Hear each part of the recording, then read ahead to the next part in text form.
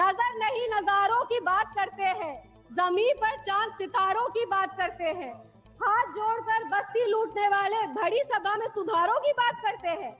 बड़ा हसीन है उनके जबान का जादू, लगा कर आग बहारों की बात करते हैं।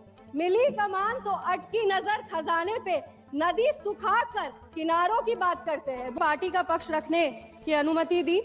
सबसे पहले हम अपनी पार्टी लोक जनशक्ति पार्टी रामविलास और पार्टी के राष्ट्रीय अध्यक्ष श्री चिराग पासवान जी की तरफ से सप्लीमेंट्री डिमांड फॉर ग्रांट 2025-26 का समर्थन करते हैं और चर्चा शुरू करने के पहले अपने यशस्वी प्रधानमंत्री श्री नरेंद्र मोदी जी और हमारी वित्त मंत्री श्रीमती निर्मला सीतारमण जी का आभार व्यक्त करते हैं कि उनकी नीतियों और वित्तीय प्रबंधन का परिणाम है कि आज विश्व स्तर पर लोग उम्मीद से भारत की तरफ देख रहे हैं। ये उनकी नीतियों का परिणाम है कि आज भारत की अर्थव्यवस्था चौथी सबसे बड़ी अर्थव्यवस्था हो चुकी है। आज सर पिछले क्वार्टर में हमारा जीडीपी 8.2% का ग्रोथ रेट जो है वो रिकॉर्ड किया था, जो अपने में एक बहुत बड़ी उपलब्धि है, पर इसकी चर्चा विपक्ष वाले कभी नहीं करेंगे, ना ही इसकी सराहना करेंगे।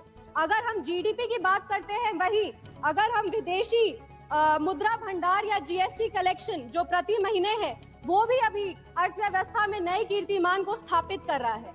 पर जितने भी हमारे विपक्ष के युवा नेता हैं जो खटाखट और फटाफट पैसा देने की बात कर रहे थे, वो अब देश से ज्यादा विदेश में देखे जाते हैं। अगर हम सप्लीमेंट्री डिमांड फॉर ग्रांट 2025-26 की बात करें तो इसमें लगभग जो पहला बैच रखा गया उसमें 1,32,268 करोड़ रुपए के अतिरिक्त व्यय की अनुमति मांगी गई है।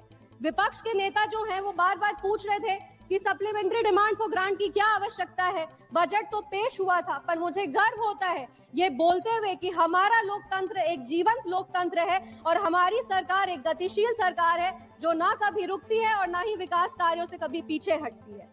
मुझे गर्व होता है ये बताते हुए कि ये पैसा कहाँ जा रहा है। ये पैसा सारा, ये जितना भी सारा पैसा है वो गरीब, किसान, महिला, युवा, दलित, वंचित, शोषित वर्ग के लिए जा रहा है और उस विकास कार्य के लिए निकाला जा रहा है। ये जो आवंटित राशि है वो पेट्रोलियम और प्राकृतिक गैस मंत्रालय के तहत एलपीजी सब्सिडी की भरपाई के लिए जा रहा है, जिसके लिए लगभग 12,500 करोड़ की भारी राशि दी गई है। गरीबों के गैस कनेक्शन, एलपीजी कनेक्शन के लिए प्रोग्राम कंपोनेंट के तहत 3,178 करोड़ की राशि आवंटित की गई है। अनुसूचित जाति के लिए 302 करोड़ और जनजाति के लिए लगभग 156 करोड़ अलग से रखे गए हैं। अगर हम बात करें एलपीजी सब्सिडी के लिए तो एससी और एसटी वर्ग हेतु क्रमशः 83 करोड़ और 43 करोड़ रुपए का प्रावधान किया गया है। शिक्षा मंत्रालय में प्रधानमंत्री वन नेशन वन सब्सक्रिप्शन के तहत लगभग 2023 करोड़ का बड़ा राशि आवंटित किया गया है। इससे छात्र, जितने भी हमारे देश के छात्र हैं जो वंचित वर्ग से आते हैं, जो गरीब वर्ग से आते हैं, उनको विश्व स्तर पर जो आप कह सकते हैं कि जनरल रिसर्च का जो मटेरियल्स है वो उपलब्ध कराया जाएगा। ये उन छात्र छात्राओं के लिए बहुत काम आएगा। अगर हम वर्ल्ड क्लास इंस्टीट्यूशंस की बात करें तो उसके लिए कुल मिलाकर लगभग 235 करोड़ की राशि आवंटित की गई है। केंद्र सरकार द्वारा डीम्ड यूनिवर्सिटी के लिए लगभग 45 करोड़ की राशि आवंटित की गई है। ये राशि आवंटित जितने भी पॉलिसी और स्कीम के लिए आवंटित की गई है, ये हमारी जो बेस आधारशिला है, जो विचारधारा है, उसको और मजबूत करता है, जो है अंत्योदय, कि जो विकास का कार्य है वो पंक्ति पर खड़े अंतिम व्यक्ति तक पहुंचे। इसी सदन में एक सांसद महोदया ने पिछले चर्चे में एक बात उठाई थी। उन्होंने कहा था कि अगर कांग्रेस के राज में सेल नहीं होता, इसरो नहीं होता, एम्स नहीं होता, डीआरडीओ नहीं होता, तो विकसित भारत का निर्माण कैसे होता। उनको हम ये कहना चाहते हैं कि विकसित भारत के निर्माण के लिए एनडीए की सरकार प्रतिबद्ध है।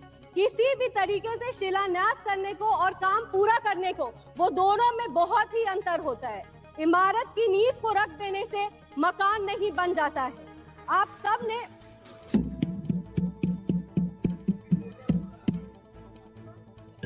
51 साल में आपने मात्र एक एम का निर्माण किया है।